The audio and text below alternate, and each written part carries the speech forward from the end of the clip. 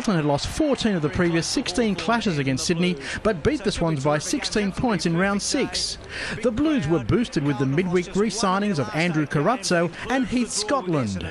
Ruckman Shane Mumford returned from a back injury to lift the 5th place Swans, who have won the tight games. 5 of their 7 wins have been under 13 points.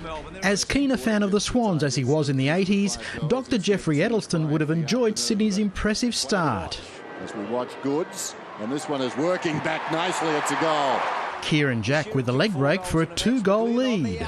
Well done by Jack, needs a good bounce and gets it. It's a goal, they've got 2. Craig Bird made it 19-1 midway through the quarter, which pleased the travelling fans, before Matthew Cruiser opened Carlton's majors account. So the big guy from about 40 metres out, he's a good kick. Mark Murphy suffered a knock to the head, which he converted into a 6-pointer. It's on the way, it's nice. And suddenly they're right back in it, Carlton.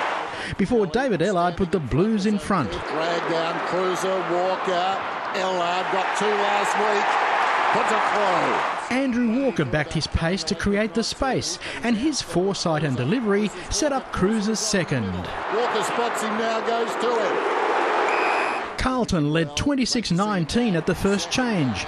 Murphy then burned off his chasers. Scotland to Murphy, 45 metres out. Oh, that is supreme. Mitch Robinson proactive in the thick of the action to make it 6 straight for the Blues. With nobody injured, Robinson singing his praises, kicks the goal. Sydney kept scoreless since the 14th minute of the first quarter.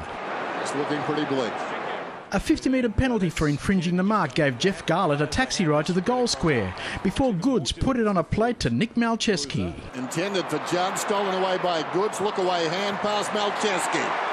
Carlton led Sydney 46-27 at the long break, and a turnover from Ty Kennelly led to the Blues bending an arm wrestle their way midway through the term. Garlett comes in and kicks the goal. Cruiser's timely tip-off caught the Chris Judd Express, and he served it up to Lockie Henderson. Coming back, it's a goal. When Walker joined the Blues attack, the lead ballooned to 39 points. Shonky handball, and then Jack under pressure. Garlett, Walker down low. They'll love this.